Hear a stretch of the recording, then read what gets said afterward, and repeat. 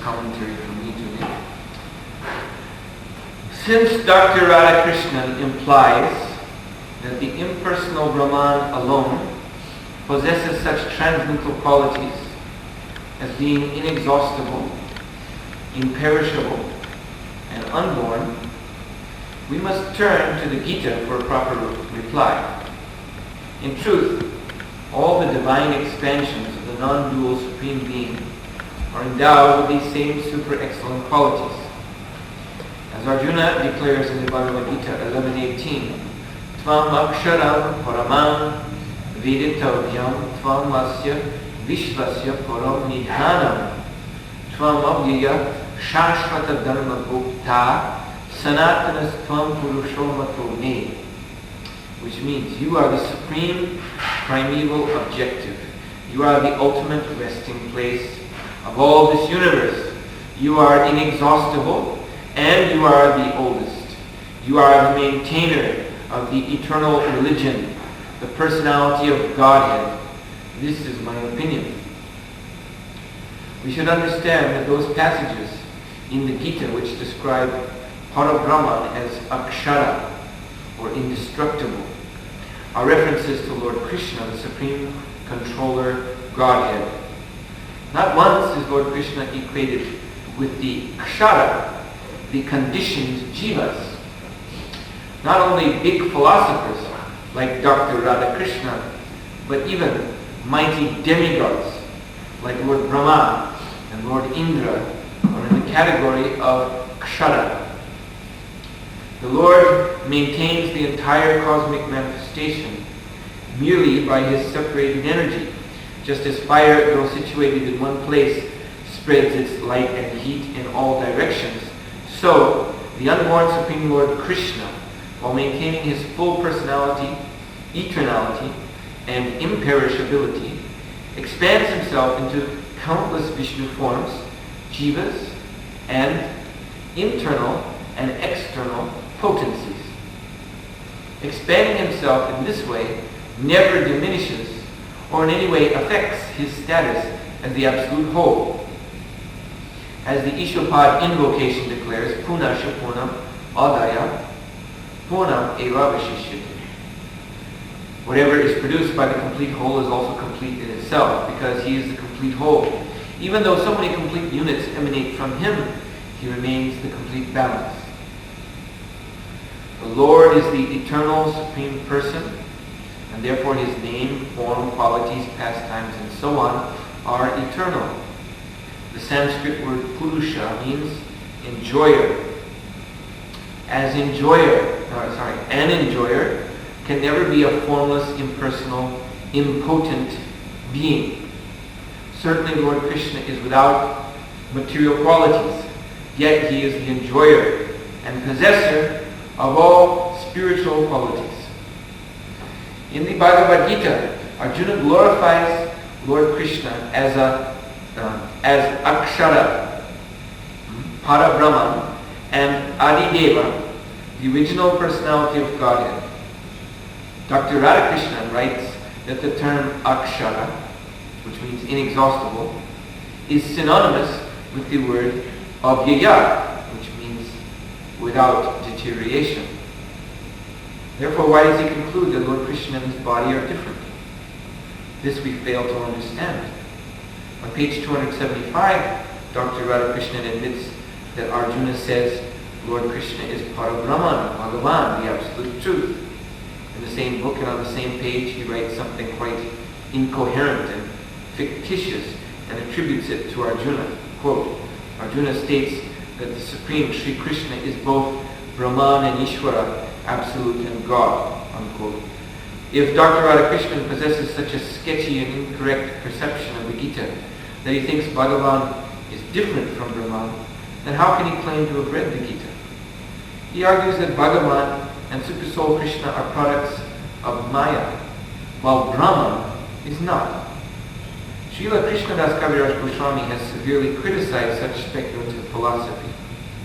In the Chaitanya Charitamrita he writes, not knowing that Brahman, Paramatma, and Bhagavan are all features of Krishna, foolish scholars speculate in various ways. we accept both Arjuna and Srila Krishnadas Kaviraj Goswami as greater authorities than Dr. Radhakrishnan.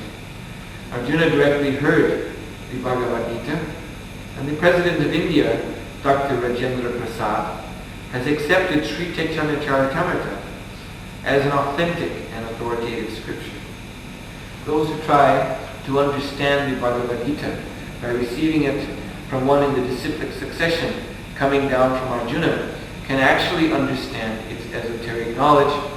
Others fail miserably. It is imperative that one attentively hear what the Bhagavad Gita and other authorized scriptures have to say about the impersonal Brahman. The scriptures amply prove that the impersonal Brahman is the Supreme Lord's bodily effulgence, just as sunshine is the brilliant emanation from the sun. Furthermore, as the sun's rays are dependent on and subservient to the sun, so the impersonal Brahmajyoti effulgence, Lord Krishna's bodily luster, is dependent on and subservient to the Lord. In the Gita 14:27 he says, Brahmano hi pratishtaham amritasya yeshya shashvatasya cha dharmasya sukhasya kantikasya cha. And I am the basis of the impersonal Brahman, which is immortal, imperishable, and eternal, and is the constitutional position of ultimate happiness. The Lord's statements in the Gita concerning the impersonal Brahman are unequivocal. Yet Dr. Radhakrishnan seems unsatisfied with them.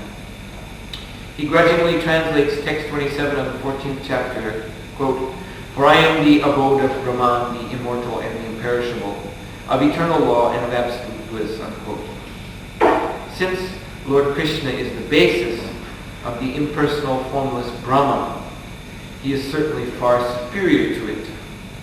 The mosquito net is inside the house, not the other way around. The ink pot is on the table, not vice versa. Even a small boy can grasp this. Then why does Dr. Radhakrishnan hesitate to accept this truth? There are countless proofs in the scripture of Lord Krishna's supreme absolute personality. But Dr. Radhakrishnan is like an owl in the daylight of truths. He tries to cover the sun of truth by creating a dark cloud of word jugglery. Thus, instead of truth and knowledge, confusion is paraded before the world. We strongly condemn this sort of activity. Whether directly or indirectly, Dr. Radhakrishnan has tried to circumvent the truth that Lord Krishna is the basis of Brahman, and in the process he has been defeated. If Dr. Radhakrishnan really accepts Lord Krishna as the absolute God, then what inspired him to see another being within Krishna and to write, it is not the personal Krishna to whom we must give ourselves up. The truth is that only those who have been blessed by the Lord can fathom the spiritual science dealing with God. Dr. Radhakrishnan's book irrefutably proves this. The Mayavadi philosophers are big offenders to the Supreme Lord, and therefore he never manifests himself to them. As the Lord himself declares in the Bhagavad Gita 7:25, Naham prakasha sarvasya yogamaya samavrita buddha. I am never manifest to the foolish and unintelligent. For them I am covered by my internal hoods. All previous spiritual authorities had condemned the Mayavadis, but Lord Sri Krishna Chaitanya Mahaprabhu has directly censured them, calling them the greatest offenders against the Supreme Lord. He said that if a person simply hears philosophy from a Mayavadi, his spiritual life is in jeopardy. In this connection, there's a little story Srila Bhaktisiddhanta Saraswati used to tell of a blind man. Now these stories are very instructive. They seem very simple, but when understood from Shastric point of view, then many profound truths appear in them. So, there was a blind man. Now in this material world, all of us are blind. So this blind man was desiring to go to the house of his father-in-law, visit with his relatives. So he was going along the path with his walking stick and trying to feel his way along. But the going was very difficult. So he happened to hear in the field nearby one cowherd boy, one young man who had a herd of cows. And this cowherd boy was singing some song. So then he called the cowherd boy, "My dear boy, I'm trying to go to my father-in-law's house." So he mentioned the name, and the cowherd boy knew who the father-in-law was and where he lived. And the blind man said, "So can you kindly help me? Perhaps you could just lead me to that place." And the cowherd boy said, "Well, I'm very sorry. Here I have a whole herd of cows. And if I go away, then they'll wander off and get lost. But I tell you what, I happen to have here one cow who has a calf at your father-in-law's house. So out of motherly affection for her calf, if I let this cow go, she will automatically walk to that house. So you just take her tail and follow behind."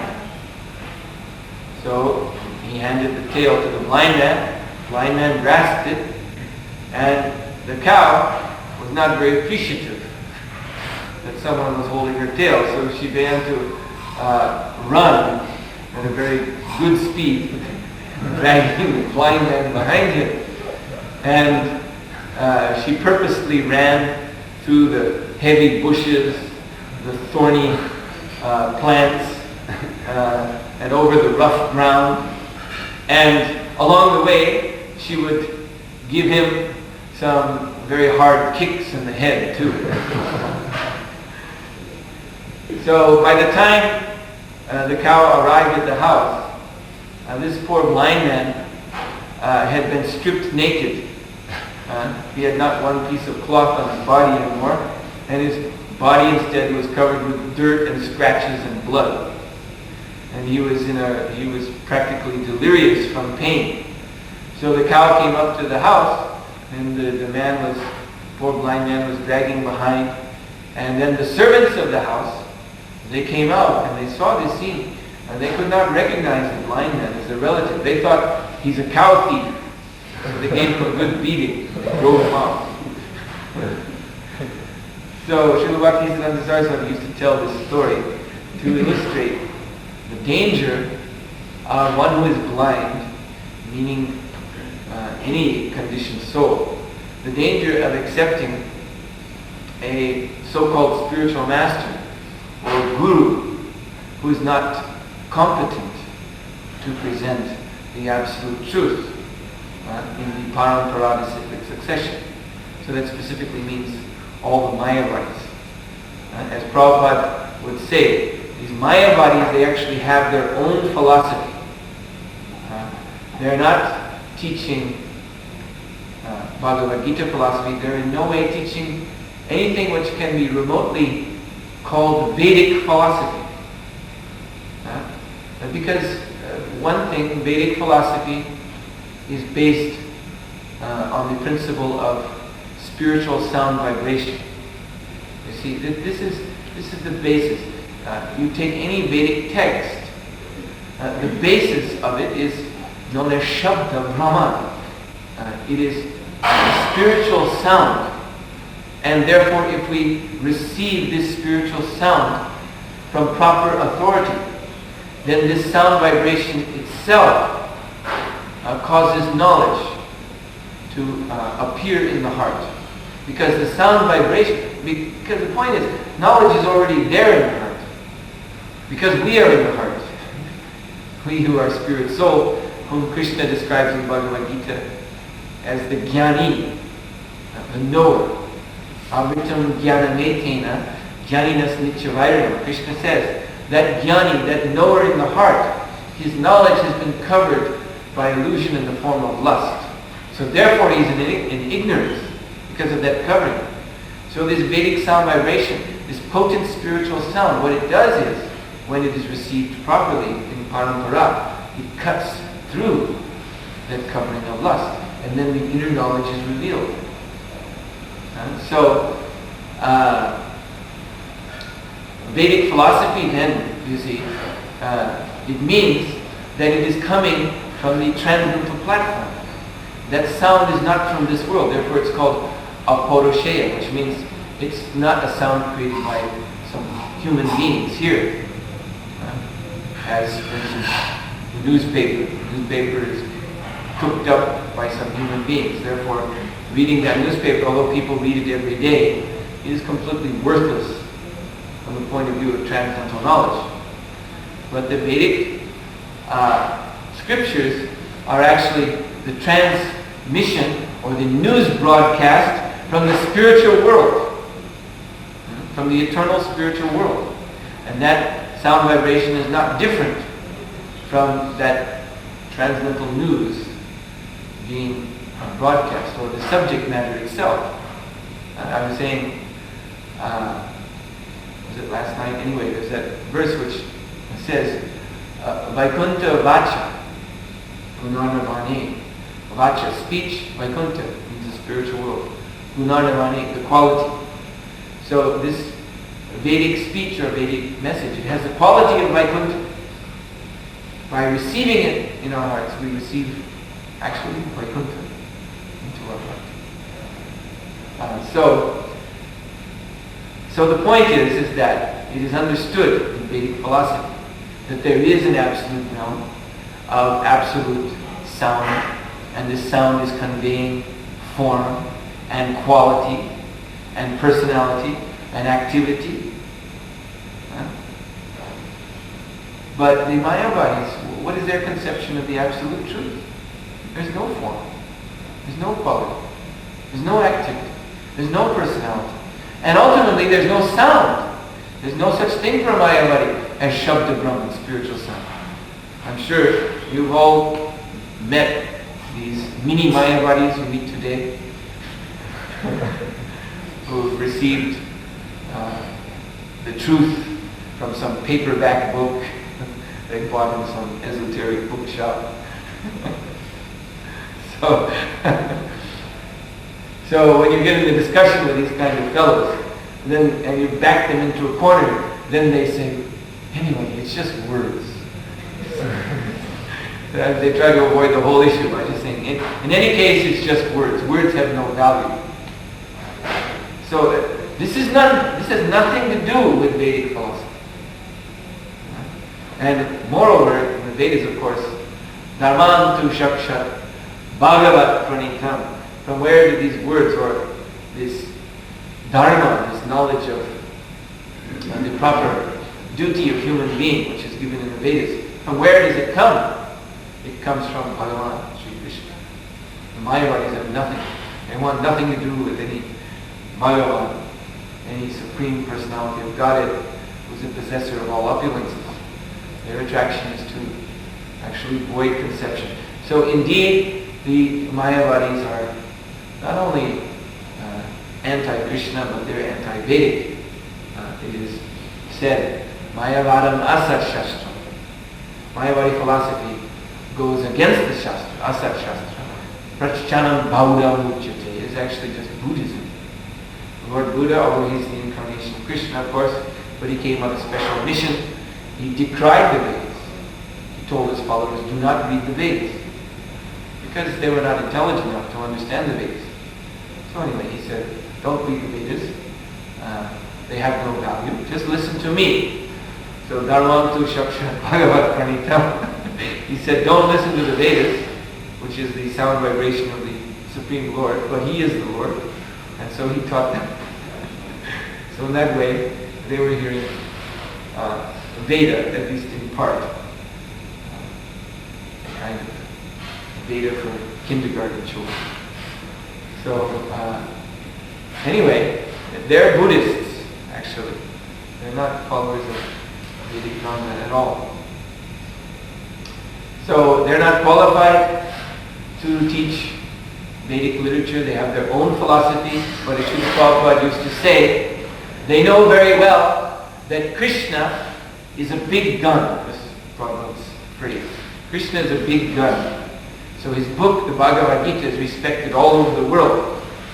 So these puny little Mayavadis, and their very uninteresting and dry philosophy, will not go very far alone. So therefore they like to hitch themselves up, hook themselves up to Krishna. You see. And this Prabhupada said is the policy of smoking marijuana using somebody else's hand. You see. There's a person who wants to smoke marijuana, but he's afraid that when the police come, they will investigate and check everyone's hand, who's been holding the marijuana cigarette. So they say to a friend, "Can I borrow your hand, please?" And then they put the cigarette between his fingers and smoke that. And then when the police come, they arrest the other fellow. So, like that, the Mayavadis, they want to use Krishna's hand or Krishna's book to propagate their own illegal philosophy, Mayavadi philosophy. And then when they're caught, "Oh, you're teaching this nonsense," just like it happened. This Vivekananda, famous Mayavadi, he went to Chicago in 1897, whatever it was, at this World Conference of Religions. And he was a big sensation because he was a Hindu Swami, the first one who would ever come to the West. But he was unfortunately Mayavadi. And so he got up on the podium and he challenged everyone there. "You've come to talk about God, to talk about worship of God, but why? Why do you worship of God? What worship God? Don't you know that you are all God?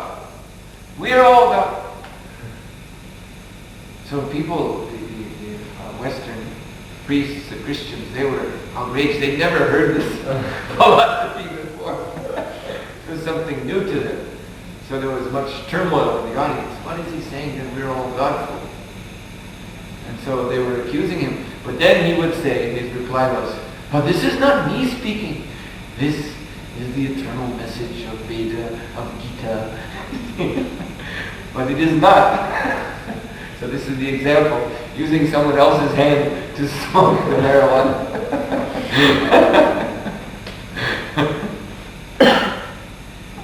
So, I said I wouldn't make comments, but sometimes I lose control of my senses. So, I'll try to continue. As quoted in the Sri Chaitanya Charitamrita, Madhya 17, 129 to 132, and 134 and 135, the Lord speaks about the Mayavadis in this way. Sri Chaitanya Mahaprabhu replied, "Mayavadi impersonalists are great offenders unto Lord Krishna. Therefore they simply utter the words Brahman, Atma, and Chaitanya.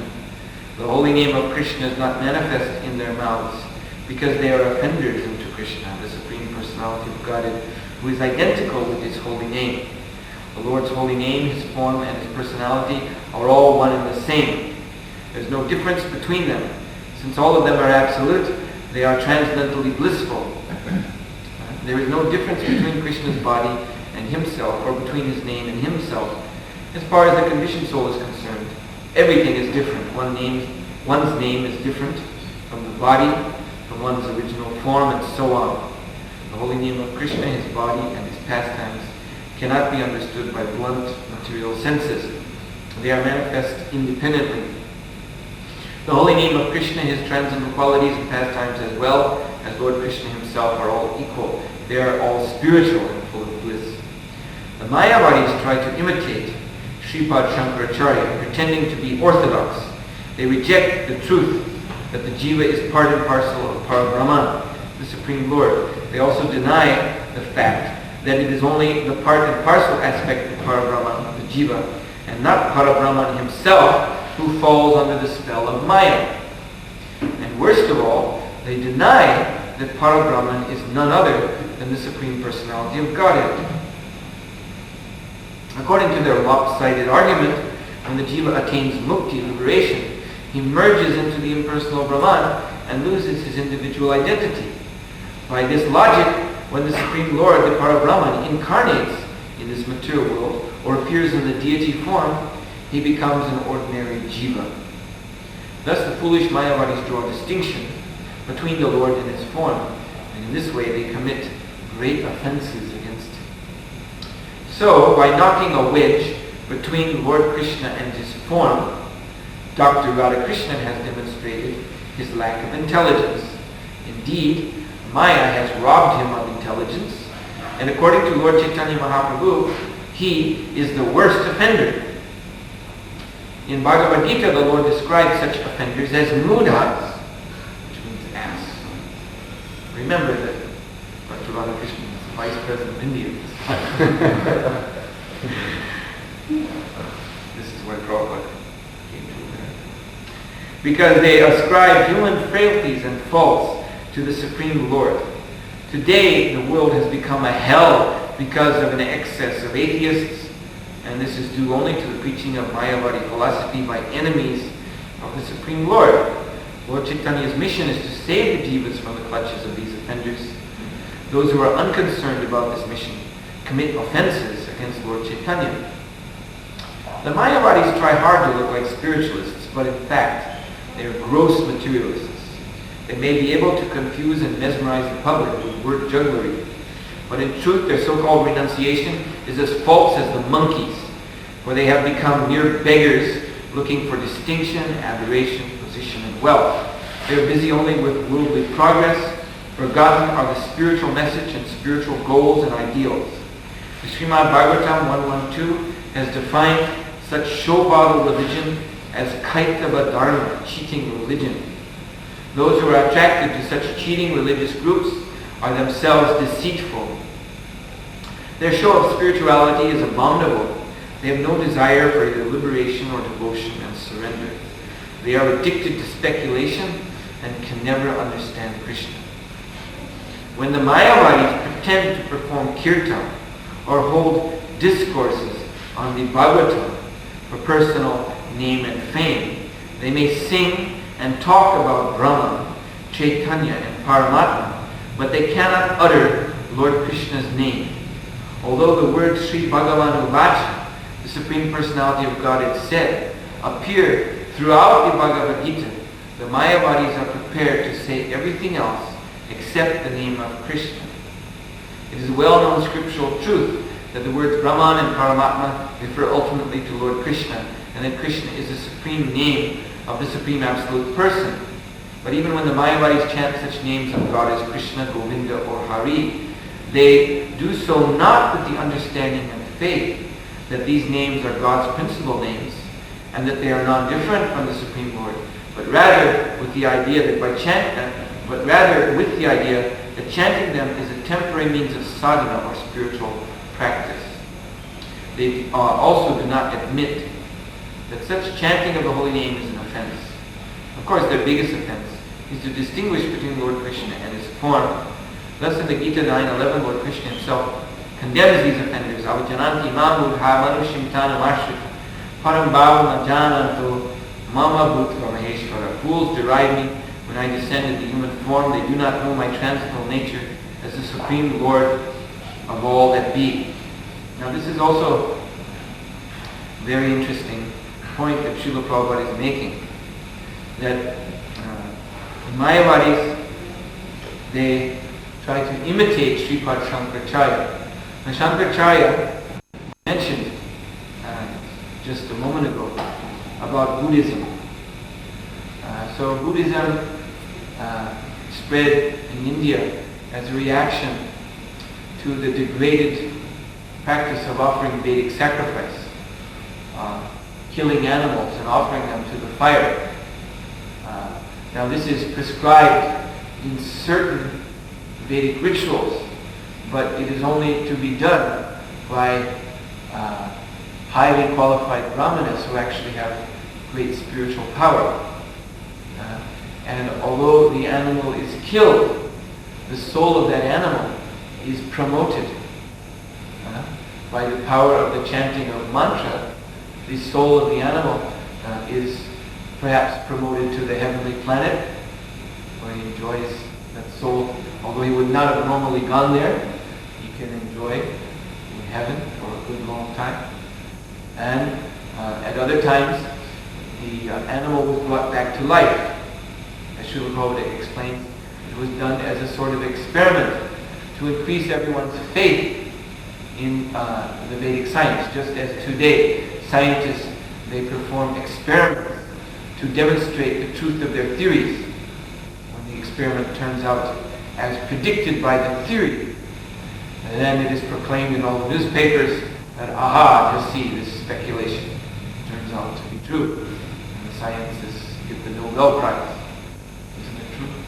Yes. You can verify comments about science. So the experiment is meant to demonstrate and increase everyone's faith in scientific theories. So similarly, in the time of Vedic culture, Vedic science, these animal sacrifices were performed also as means of yajna and so on. These are forbidden because there are no qualified nuns. But in any case, out of some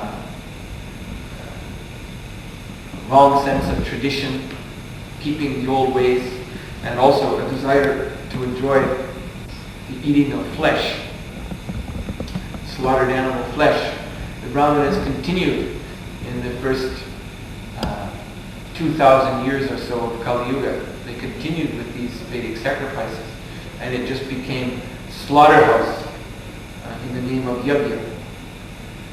So Lord Buddha, Krishna himself, appeared to stop this. This is why he decried the Vedas.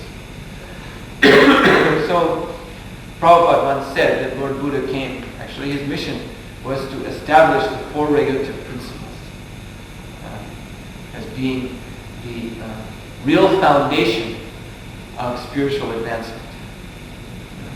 This is the one thing about Buddhism that we can respect, that is actually part and parcel of Vaishnava Dharma, the following of four regulative principles. Of course, nowadays, most Buddhists don't follow the four regulative principles. And Buddha himself, in some Shastra, he predicted this.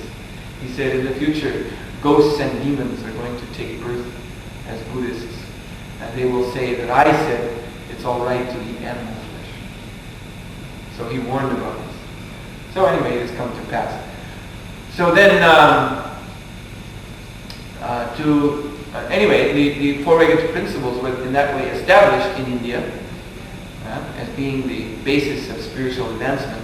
So then Shankaracharya, who was Lord Shiva, he appeared to bring back the people to the study of the Vedas. So he taught this Mayavadi philosophy. And so his point actually, his real purpose was to, besides getting people to again take up the Vedic path, was to point out that the true goal of the Vedas is liberation from this material world, not anything else. Because the Vedas have been for so long misinterpreted and people were screwing out all sorts of meanings as to what the Vedas are supposed to teach us. So he said everything else is, practically he said everything else is just illusion. Any other message, karma kanda, or anything else that you may find in the Vedas, it is just illusion. The real point is moksha, mukti, liberation. So that's the threshold of spiritual life. And Shankaracharya, he and his disciples, his own disciples, they set a very ideal example of the life of liberation. They were strict sannyasis.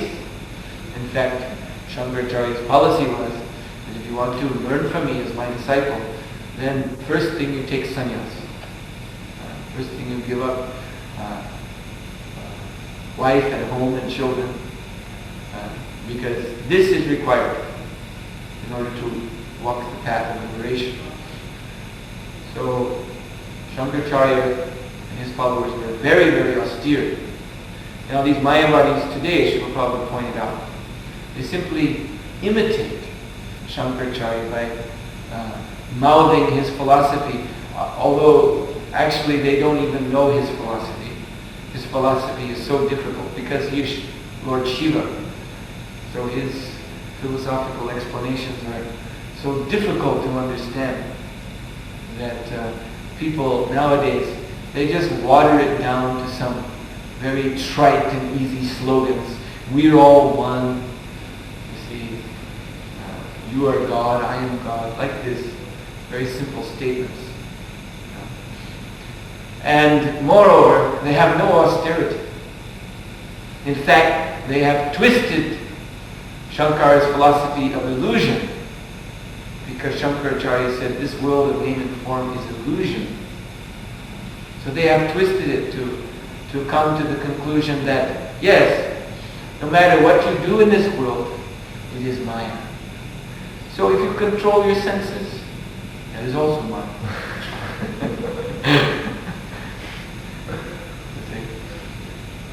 So whether you enjoy your senses, whether you're eating meat, drinking wine, or refraining from eating meat, drinking wine, illicit sex, all these things, doesn't matter. It's the same material existence, the same name, form, illusion. So only by some mental speculation can you come to liberation. So this is all bogus. And then Prabhupada says, we read here that he said that these Mayavadis, they may, generally they are not attracted to take the name of Krishna, but sometimes they do. But Srila Prabhupada says, but they never have the correct understanding, and their chanting is always offensive. Now the reason that they take to the name, chanting the name of Krishna, is that it might afford them, as Prabhupada pointed out, all they want to do is expand their influence, their prestige, their power in society, get more followers. So it might be an advantage for them to chant Hare Krishna mantra, to attract some attention to themselves. So there are some big, in India today, some big Mayavadi Pandits who are known for their kirtan. I don't even want to mention who they are. Also one famous incarnation of God in South India. He's very well known for his kirtan. Now this kind of kirtan, there's a story, another story to illustrate what this sort of kirtan is all about. And so there was a landowner, wealthy landowner, in whose family for many generations the family deity had been Shalagram Shiva. So this landowner, when the family pujari got too old to continue with the worship, then he hired a new pujari, professional priest, and he employed that priest in worshipping Shalagram. But this priest was a very bad character. So this priest was only looking for some way to enjoy his senses at every turn. So the landowner, he was fond of one of the traditional offerings, because on that land there were chestnut trees. So he was fond of gathering chestnuts and bringing them to the priest and having the priest offer the chestnuts to Lord Shalagram. And then the priest would come out with the chestnut prasadam, the nuts, and distribute them to the landowner and his family. So he brought a nice bag of chestnuts, and the priest very gladly took them and went onto the altar and closed the door to make the offering. And the family was standing outside, and they were thinking that, yes, an act of pure devotion is going on behind these doors, and soon we will get our Mahaprasad. But if they could only see what was happening. What was happening is that the priest was putting the nuts out on the marble of the altar and taking the Shalagram stone and cracking open the nuts with the stone. And then throwing the nuts down his own throat and chewing them and enjoying them. And then making sure a few would be left over for the family. And then coming out and very piously presenting here to our Mahaprasad.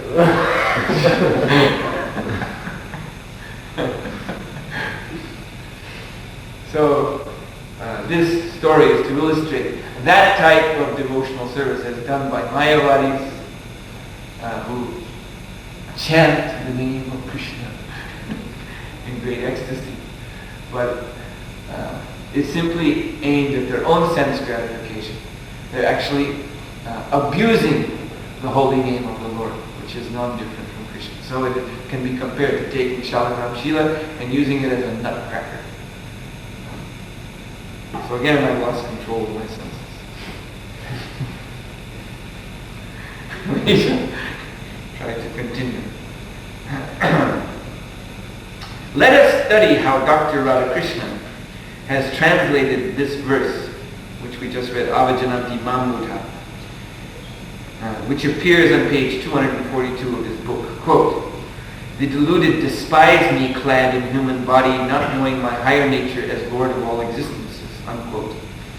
In other words, when the person who is Lord of all existences is clad in human body, those who see from a materialistic perspective take him for an ordinary mortal, while those who see from a spiritual perspective understand that he is the supreme being, the cause of all causes. So if it is the deluded who despise Lord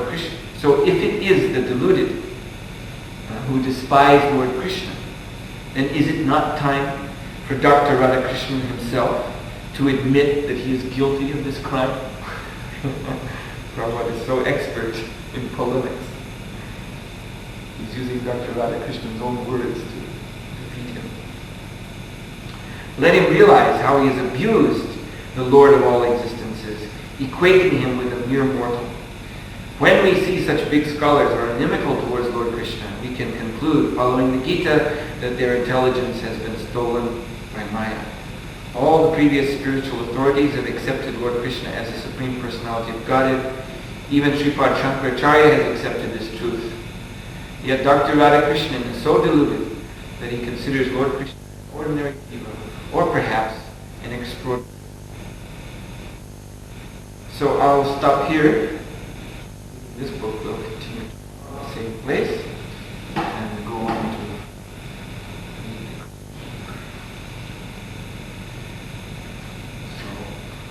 now I'll read the chapter called "The Breaking of the Bow in the Sacrificial Arena." As you recall, yesterday we read how Lord Krishna entered Mathura city and had an interesting pastime with one washerman, which left the washerman with a very close haircut. And also the Lord exchanged loving relationship with two devotees, a flower seller and a tailor. After leaving the florist's place, Krishna and Balaram saw a hunchback young woman carrying a dish of sandalwood pulp through the streets. Since Krishna is the reservoir of all pleasure, he wanted to make all his companions joyous by cutting a joke with the hunchbacked woman. Krishna addressed her, "O tall young woman, who are you? Tell me, for whom are you carrying this sandalwood pulp in your hand? I think you should offer the sandalwoods to me, and if you do so, I am sure you will be fortunate." Krishna is the Supreme Personality of Godhead, and he knew everything about the hunchback. By his inquiry, he indicated that there was no use in serving a demon. One had better serve Krishna and Balaram and get rid of the result of sins. The woman replied to Krishna, "My dear Shyam Sundar, dear beautiful dark boy, you may know that I am engaged as maidservant of Kamsa. I am supplying him pulp of sandalwood daily. The king is very pleased with me for supplying this nice thing, but now I see that there is no one who can be better served by this pulp of sandalwood than you two brothers." Being captivated by the beautiful features of Krishna and Balaram, they're talking, they're smiling, they're glancing and other activities, the hunchback woman began to smear the pulp of sandalwood over their bodies with great satisfaction and devotion. The two transcendental beggars, Krishna and Balaram, were naturally beautiful and had beautiful complexions, and they were nicely dressed in colorful garments. The upper portions of their bodies were already very attractive, and when the hunchback woman smeared their bodies with sandalwood pulp, they looked even more beautiful. Krishna was very pleased by this service, and he began to consider how to reward her. In other words, in order to draw the attention of the Lord, the Krishna-conscious devotee has to serve him in great love and devotion. Krishna cannot be pleased by any action other than transcendental loving service unto him. Thinking like this, Lord Krishna pressed the feet of the hunchback woman with his toes, and capturing her cheeks with his fingers, gave her a jerk in order to make her straight. At once, the hunchback woman looked like a beautiful straight girl with broad hips and waist and very nice, well-shaped breasts. Since Krishna was pleased with the service of the hunchback woman, and since she was touched by Krishna's hands, she became the most beautiful girl among women. This incident shows that by serving Krishna, the devotee immediately becomes elevated to the most exalted position. In all respects, devotional service is so potent that anyone who takes to it becomes qualified with all godly qualities. Krishna was attracted to the hunchback woman, not for her beauty, but for her service. As soon as she rendered service, she immediately became the most beautiful woman. A Krishna-conscious person does not have to be qualified or beautiful. After becoming Krishna-conscious and rendering service unto Krishna, he becomes very qualified and beautiful.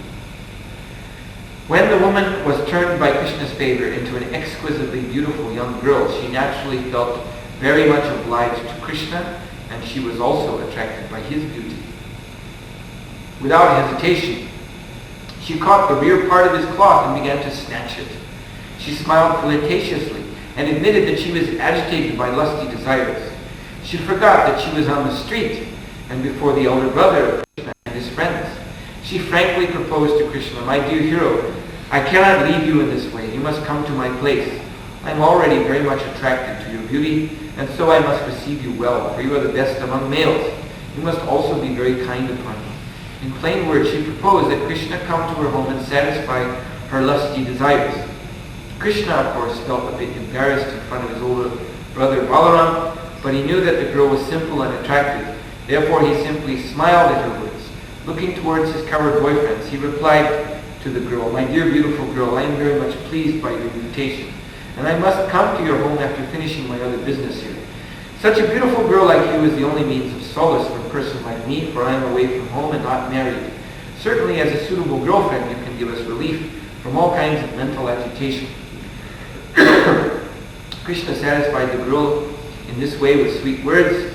Leaving her there, Krishna began to proceed down the streets of the marketplace, where the citizens were prepared to receive him with various kinds of presentations, especially betel nuts, flowers, and sandalwood. The mercantile men in the market worshipped Krishna and Balaram with great respect. When Krishna was passing through the street, all the women in the surrounding houses came to see him, and some of the younger ones almost fainted, being captivated by his beauty. Their hair and tight dresses loosened, and they forgot where they were standing. Krishna next inquired from the citizens as to the location of the place of sacrifice. Kamsa had arranged for the sacrifice called Dhanurjagya, and to designate this particular sacrifice, he had placed a big bow near the sacrificial altar. The bow was very big and wonderful and resembled the rainbow in the sky. Within the sacrificial arena, this bow was protected by many constables and watchmen engaged by King Kamsa. As Krishna and Balaram approached the bow, they were warned not to go nearer, but Krishna ignored this warning. He forcibly went up and immediately took the big bow in his left hand. After stringing the bow in the presence of the crowd, he drew it and broke it at the middle into two parts, exactly as an elephant breaks sugar cane in the field. Everyone present appreciated Krishna's power. The sound of the bow cracking filled both the sky and land and was heard by Kamsa. So, what other incarnation of the Lord has performed this pastime?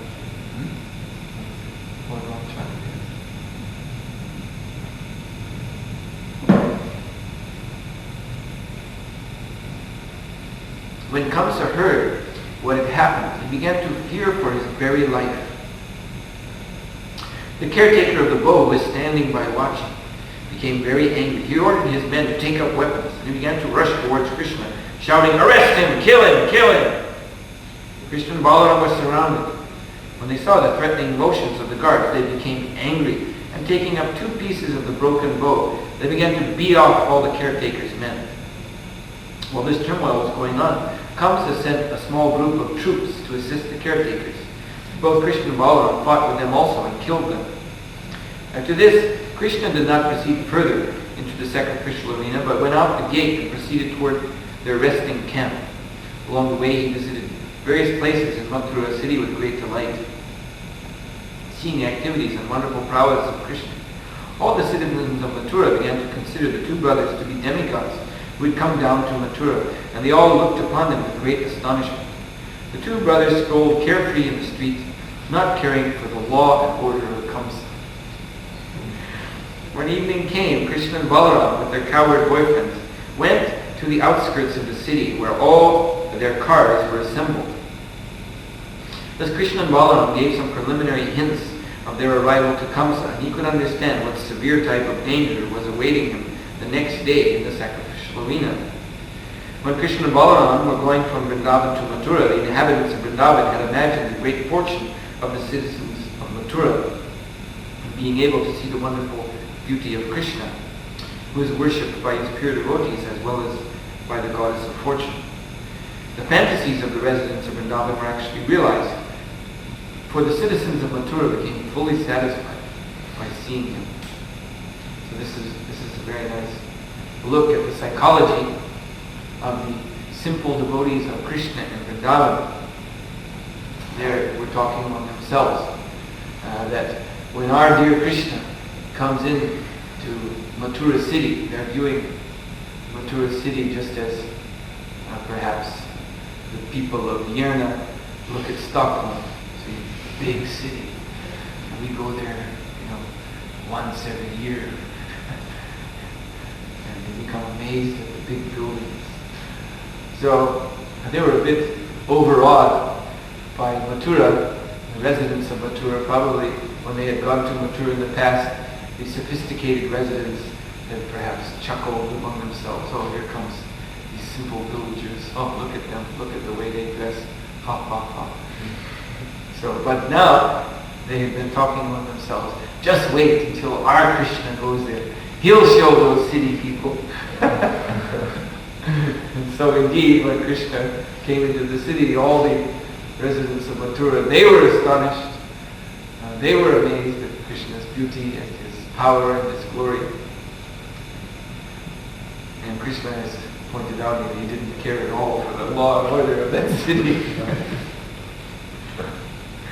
When Krishna returned to his camp, he was taken care of by servants who washed his lotus feet, gave him a nice seat and offered him milk and palatable dishes of foodstuffs.